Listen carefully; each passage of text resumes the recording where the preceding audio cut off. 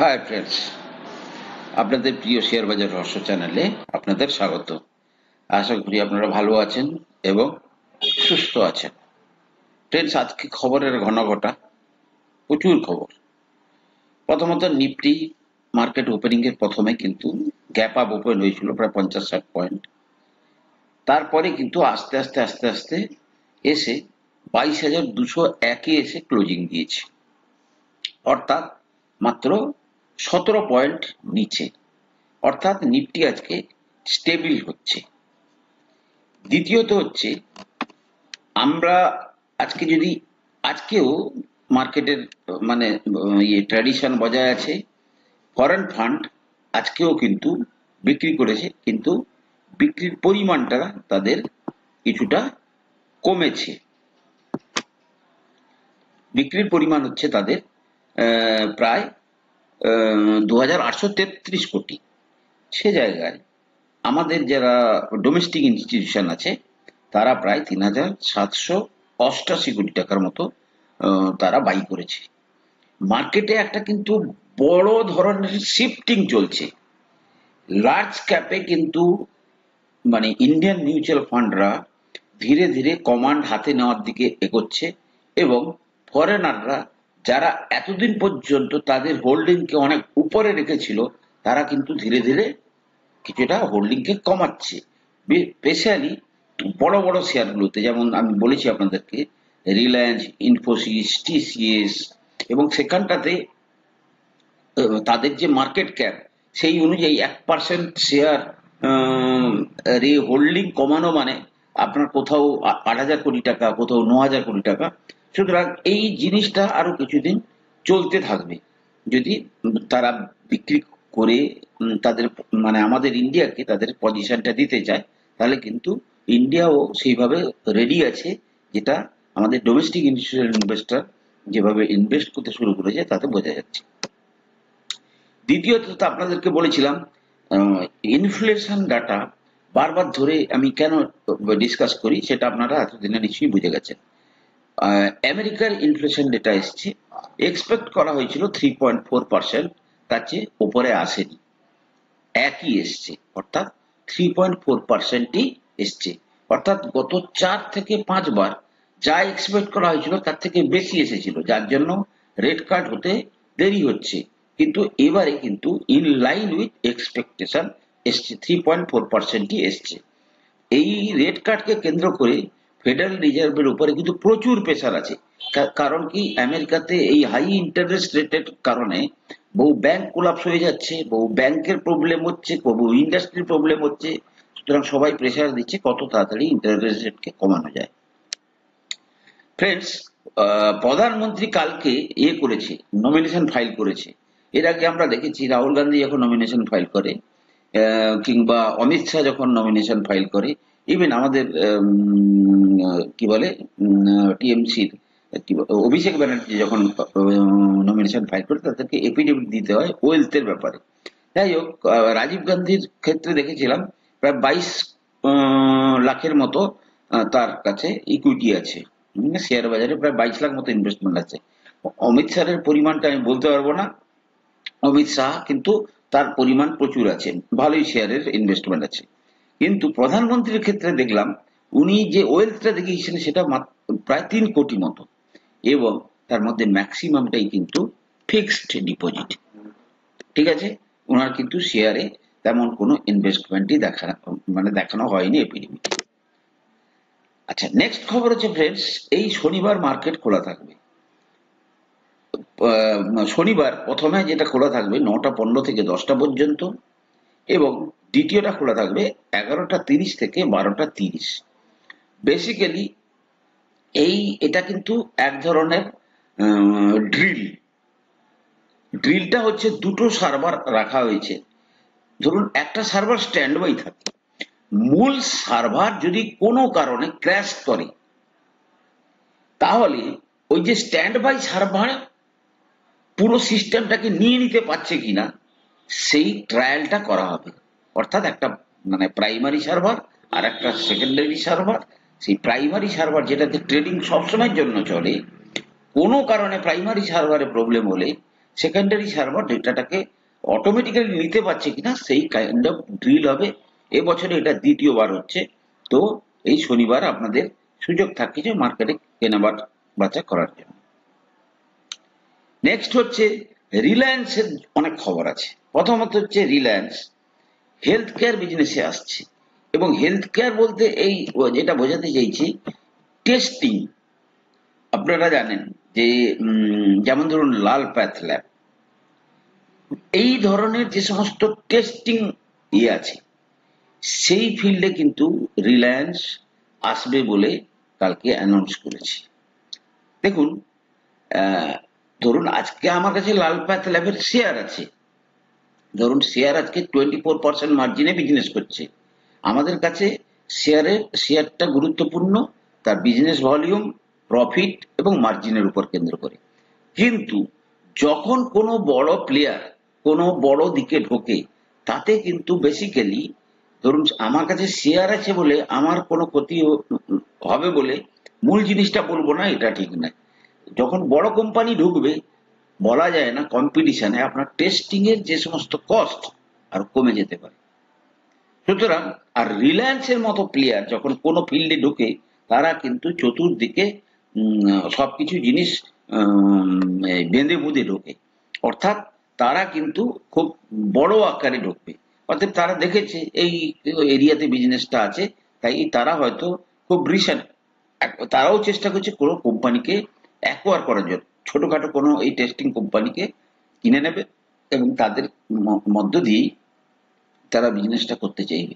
যেমন রিলায়েন্সের যে মূল রিলায়েন্স তারা SW সোলারকে কিনে নিয়েছে, যারা সারা পৃথিবী জুড়ে ওই সোলার এনার্জির ইনফ্রাস্ট্রাকচার তৈরি করে।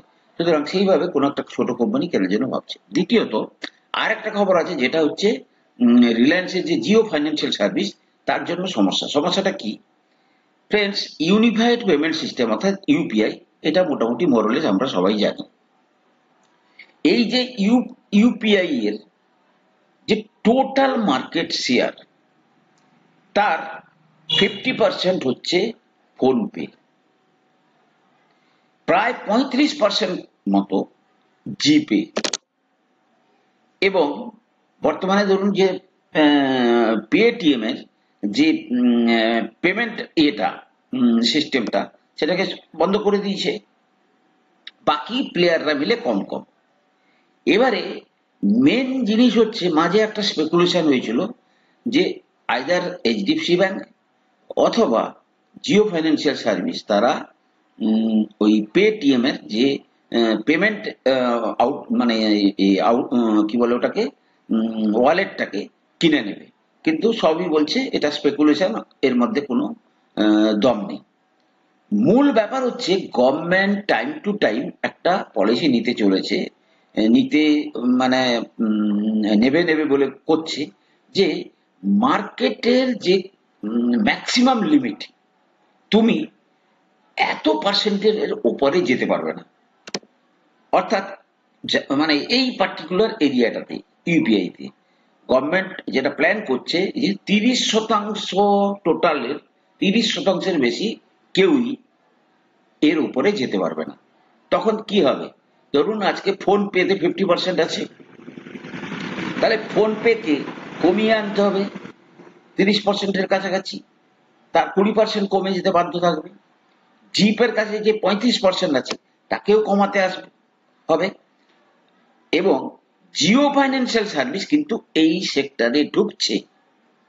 যদি আজকে যখন ধরুন আজকে যদি গভর্নমেন্ট এবারেও কিন্তু এই ডিসিশনটা গত 3-4 বছর ধরে তারা কিন্তু এক্সটেন্ড করছে, ঠিক আছে, যে আমরা এবারে করবো 30%, কিন্তু প্রতিবারে তাদের ডেডলাইন বেড়ে গেলে আবার সেটাকে এক্সটেন্ড করছে।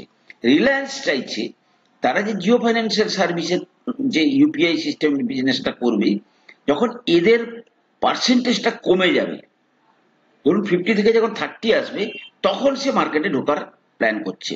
এই জন্য এই যে সিদ্ধান্ত হয়েছে যে না এটা এখন তারা এক্সটেন্ড করে দিচ্ছে, এইভাবে ক্যাপ লিমিটটাকে ক্যাপ করা হবে না 30%-তে, পরে ভাবা হবে। এটা কিন্তু রিলায়েন্সের জন্য খুব একটা সুখবর নয়। ফ্রেন্ডস, ভোটের কত ফেজ চলে গেছে? 4টা ফেজ চলে গেছে, সামনে 5ম ফেজ আসছে। বিভিন্ন রকমের রিপোর্ট চলছে। এখন নেতাদের কথা বাদ দেন, মোটামুটি যেটা মানে যেটা অলরেডি মার্কেটে স্পেকুলেশন ছিল যে প্রেজেন্ট গভর্নমেন্টই আবার সিলেক্ট হয়ে আসবে। যদি প্রেজেন্ট গভর্নমেন্ট আবার সিলেক্ট হয়ে আসে, দুটো শেয়ারকে আপনারা খেয়াল রাখবেন, সিডিএসএল এবং আইসমেক রেফ্রিজারেশন। ফ্রেন্ডস, সিডিএসএল এর তো আমি বহুদিন ধরে আপনাদেরকে ব্যালেন্স শিট বলেছি, কিন্তু সিডিএসএল এর চার্টও দেখিয়েছি। সিডিএসএল কিন্তু আর একটা জাম্প দেওয়ার চেষ্টাতে আছে। এবারে ফ্রেন্ডস, যে দেখা যাচ্ছে সিডিএসএল এর যে মানে লিমিট, সেটা যদি দেখা যায়, সেই লিমিটটা কিন্তু অনেক উপরে চলে যাচ্ছে। এবং আপনি জানেন যে মার্কেট যদি তাকে মানে প্রাইস দিতে চায়, তাহলে সে তাকে কিন্তু অনেক উপরে তুলে দেবে। যেমন আমি আপনাকে বলি, আজকে সিডিএসএল এর পি কত? যেমন ধরুন সিডিএসএল এর পি হচ্ছে প্রায় 52 কাছাকাছি মোস্টলি। হ্যাঁ দেখুন 52, 53। মার্কেট চাইলে কিন্তু, যদি মার্কেট মানে বুঝতে পারছে যে সামনের কোয়ার্টারের রেজাল্টও ভালো আসবে, কি এ বছরের আরো 2-3টে কোয়ার্টার রেজাল্ট ভালো আসবে, দেন তারা কিন্তু এই পি কে আস্তে আস্তে করে, ধরুন এই 52.9 আছে, তো ধরুন এটা হচ্ছে চলছে মে মাস, জুন জুলাইতে রেজাল্ট আসবে, জুলাই অগাস্ট সেপ্টেম্বর, জুলাইতে যখন রেজাল্টটা চলে আসবে, যদি কোনো কারণে এই পিটা ধরুন 70-এ চলে গেছে, ইপিএস বেড়ে যাওয়ার জন্য, মানে কি পরের কোয়ার্টারে যখন রেজাল্টটা চলে আসবে ইপিএস বেড়ে যাবে, তার ইন্টারনাল ইনফরমেশন যদি থাকে, তাহলে কি হবে, কি ইপিএস বেড়ে যাওয়ার জন্য আবার পিইটা নেমে আসবে। এক্ষেত্রে মানে এই লাইনের দুটো শেয়ারকে দেখেছি, যেমন ধরুন বিএসসি, এমসিএক্স, তারা কিন্তু হু হু করে বেড়ে গেছে।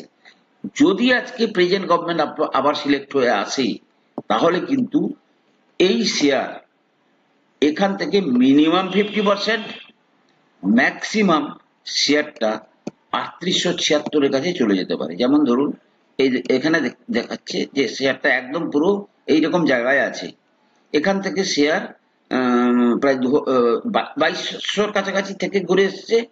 নেক্সট টার্গেট হচ্ছে প্রায় 3000 টাকার কাছাকাছি, এবং তারপরের টার্গেট 3876। এবং সেক্ষেত্রে কি হবে, মানে কি হয় ইন জেনারেলি, সে কিন্তু তারপরে ঘুরে আসবে। মার্কেটে যেটা হয়, মার্কেটে তুলে দেবে এইরকম জায়গায়, এবারে দেখুন সে সেখান থেকে যখন 50% রিট্রেসমেন্ট দেবে, সেখান থেকে আবার দেখা যাবে 2373-এ সে আবার ঘুরে আসছে। সুতরাং এটাই মূল লজিক। সুতরাং এই শেয়ারটার দিকে কিন্তু আপনারা নজর রাখবেন। এই শেয়ারটাকে কিন্তু আমার মনে হচ্ছে এ আর একটা বড় জাম্প দেবে, সিডিএসএল শেয়ারটা। আর একটা শেয়ার হচ্ছে খুব ছোট্ট শেয়ার, মাইক্রো ক্যাপ, কিন্তু আমাদের যে মানে এই গরমের কথা ভেবে বা ভবিষ্যতের কথা ভেবে এই আইসমেক রেফ্রিজারেশন, এই শেয়ারটাকে কিন্তু আপনারা হেলায় করবেন না। বর্তমানে শেয়ারটা কত পিতে ট্রেড করছে? আইসমেক মাত্র 800 কোটি টাকার কোম্পানি। এই কোম্পানি যদি 1000 কোটি টাকা হয়, তা অর্থাৎ আপনার শেয়ার 10 গুণ হয়ে যাবে। মাত্র 838 কোটি টাকার কোম্পানি, রেজাল্ট আসেনি এখনো, রেজাল্টটা একটু দেখে নেবেন। রেজাল্টটা যদি ঠিকঠাক আসছে দেখেন, বা আমি যদি রেজাল্ট আসবে আমি বলে দেবো, এই কোম্পানিতে কিন্তু আপনারা পজিশন করতে পারেন। দেখুন শেয়ারটা বর্তমানে প্রায় 750-এর কাছ থেকে ঘুরে আজকে 530-এর কাছে ট্রেড করছে। যদি তার ফান্ডামেন্টালটা রেজাল্টটা যদি ভালো আসে, এই শেয়ার কিন্তু অনেক উপরে যাবে, এই ব্যাপারে কোনো সন্দেহ নেই। সুতরাং এই দুটো শেয়ারকে কিন্তু আপনারা রাখবেন। আইসমেক রেফ্রিজারেশন আমি ডিটেলস মধ্যে এর আগে বলেছি। বেসিক্যালি এটা কিন্তু মানে গরম রিলেটেড সমস্ত সমাধান দেয়, বুঝতে পেরেছেন তো? অতএব এই শেয়ারটাকেও মাথায় রাখবে, এটা কিন্তু একদিন অত্যন্ত বড় কোম্পানি হবে, খুব বড় কোম্পানি হবে। অতএব আজকের এই লেভেল থেকে যদি আপনারা এই সমস্ত শেয়ারকে ধরে রাখেন, তাহলে একদিন আপনারা অনেক বড় প্রফিট পাওয়ার আপনাদের সম্ভাবনা থাকবে। ফ্রেন্ডস, আমি কোনো সেবি রেজিস্টার্ড অ্যানালিস্ট নই। কোনো শেয়ারে কেনা বা বিক্রির আগে আপনারা কিন্তু আপনাদের ফাইন্যান্সিয়াল অ্যাডভাইজারের পরামর্শ নিয়ে তবেই কিন্তু শেয়ারে কেনা বা বিক্রির সিদ্ধান্ত নেবেন। ফ্রেন্ডস, চ্যানেলটাকে সাবস্ক্রাইব করুন, আমার এই ভিডিওগুলো লোকেদেরকে শেয়ার করুন। আর কাইন্ডলি যদি ভালো লাগছে একটা লাইক করবেন, তাহলে আমি তাতে মোটিভেটেড হব। ভালো থাকুন, সুস্থ থাকুন। কথা হবে পরের এপিসোডে।